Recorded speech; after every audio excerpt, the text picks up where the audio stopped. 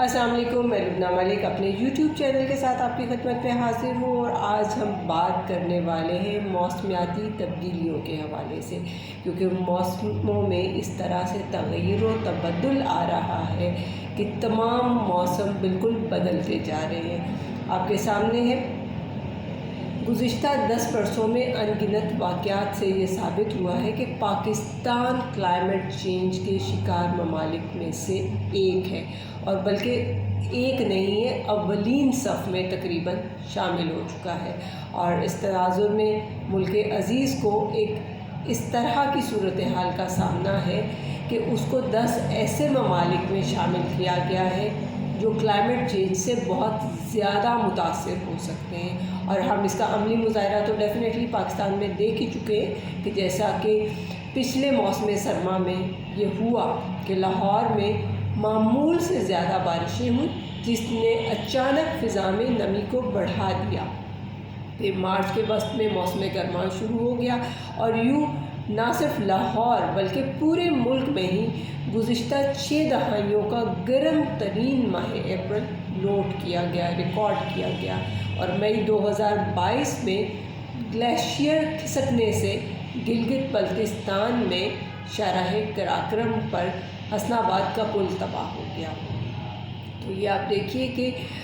ان تمام چیزوں نے ہی ڈیفینیٹلی توجہ دلوائی اس طرف کہ اس طرح موسم کی شدت کیوں بڑھتی جا رہی ہے، اور بلکہ بہت ساری ڈرامائی تبدیلیاں جو سامنے آ رہی ہیں وہ کیوں آ رہی ہیں۔ پھر یہ بھی ہوا کہ مانسون بھی قبل از وقت شروع ہو گیا، اور ارضیاتی تحقیق کے ادارے نے یہ کہا کہ پاکستان میں مانسون 10 گنا تک شدید تھا۔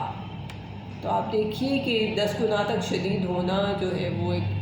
ڈیفینیٹلی بڑی عجیب سی صورتحال ہے، اور جون کے اختتام سے لے کر ستمبر کے پہلے ہفتے تک شدید بارشیں ہوئیں،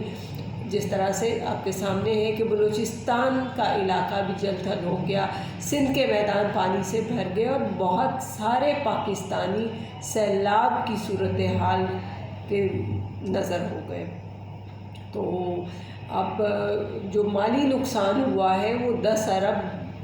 ڈالر تک لگایا گیا ہے کہ اتنا مالی نقصان جو ہے وہ ہم اٹھا چکے ہیں ان تمام چیزوں کی صورت میں،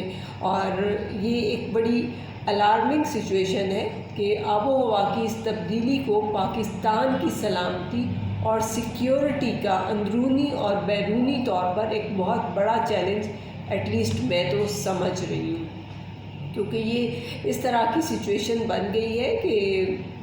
اس کو سمجھ جانا چاہیے۔ آپ کے علم میں ہوگا کہ سابق وزیر اعظم پاکستان عمران خان نے بلین ٹری سونامی کا منصوبہ بنایا تھا، اور اس کو عالمی سطح پر ایک بہت زیادہ پذیرائی بھی ملی۔ 2019 میں اقوام متحدہ کی 74ویں جنرل اسمبلی سے خطاب کرتے ہوئے انہوں نے مستقبل میں موسمیاتی تبدیلیوں کے حوالے سے انہوں نے تارکین وطن کا جملہ استعمال کیا، اور اس موقع پر انہوں نے کلائمیٹ چینج کے تناظر میں عالمی کوششوں پر بار بار زور دیا کہ یہ چیلنج انفرادی طور پہ کوئی بھی حل کرنے کی پوزیشن میں نہیں ہے، یہ سب مل کے اس کو حل کریں گے تو ہی کوئی بہتری کی صورتحال بنے گی۔ اور اپنے دور اقتدار میں عمران خان صاحب نے نیشنل کلائمیٹ چینج پالیسی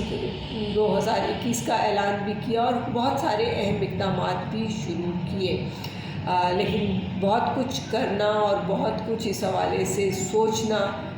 یقینی طور پر ابھی باقی ہے۔ اور 18ویں ترمیم کے بعد وزارت ماحولیات نے وفاق سے صوبوں تک منتقل ہونے کا یہ کلائمیٹ چینج پالیسی کے اطلاق میں بہت سی رکاوٹیں فیس کی ہیں، بہت ساری چیزیں سامنے آئی ہیں، اور نہ صرف نیشنل ایکشن پلان میں رکاوٹوں کا سامنا ہے، بلکہ اقوام متحدہ کے پائیدار ان کے تحت ایک پائیدار ترقی کے اہداف ہو رہے تھے، ان میں بھی بہت ساری مشکلات ہمیں فیس کرنا پڑ رہی ہیں۔ تاہم یہاں پہ میں یہ کہوں گی کہ کلائمیٹ چینج کی موجودہ وفاقی وزیر جو ہے شری رحمان ہے، انہوں نے کلائمیٹ چینج کے موقف پر آواز بلند کی ہے اور وہ اس حوالے سے ایک جامع ماحولیاتی سیکیورٹی کو اولین قومی ترجیح قرار دے رہی ہیں، جو کہ ایک بہت اچھی چیز ہے کہ انہوں نے اس حوالے سے آواز بلند کی۔ تاہم اگر ہم 2010 کے سیلاب سے سبق سیکھ گئے ہوتے تو اس سال کے سیلاب سے جانی اور مالی نقصان کو ہم بہت کم کر سکتے تھے، لیکن ایسا نہیں ہوا کیونکہ ہم نے ان تمام چیزوں سے نہ کوئی بہت سبق سیکھا اور نہ ہی ہم نے بہتری کی طرف جانے کا پلان کیا۔ اور یہ دیکھیے کہ تمام اسٹیک ہولڈرز آنے والے دنوں میں کلائمیٹ چینج کے چیلنج سے آگاہ ان کا رہنا ضروری ہے تاکہ وہ مناسب منصوبہ بندی کر سکیں۔ اور ہمیں یہاں پہ یہ بالکل بھی نہیں بھولنا چاہیے کہ ماحولیاتی سیکیورٹی سے ہی فوڈ سیکیورٹی، ہیلتھ سیکیورٹی، آبی تحفظ، ہمارا معاشی تحفظ اور یہاں تک کہ ہمارا معاشرتی تحفظ بھی اسی چیز سے جڑا ہوا ہے، لیکن یہ صرف اور صرف ہمارے سمجھنے کی بات ہے۔ اور آپ کے سامنے ہے کہ ابھی سیلاب نے کتنی تباہ کاریاں کی ہیں اور کتنی بری صورتحال آپ لوگوں کے سامنے آئی، لیکن ہمیں سوچنے کی ضرورت یہ ہے کہ اس کا حل کیا ہوگا، ہم اس کا حل کس طرح سے کریں تاکہ ہم اپنے پاکستان کو، اپنے لوگوں کو اور ان تمام چیزوں کو بچا سکیں۔ یہ ہمارے سوچنے کی بات ہے اور اس پہ پھر عمل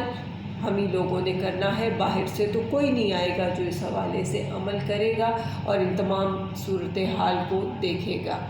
انشاءاللہ تعالی اللہ بہتر کرے اور ہم پاکستان اور پاکستانیت کو بچا سکیں۔ پاکستان زندہ باد، پاکستانی قوم پائندہ باد۔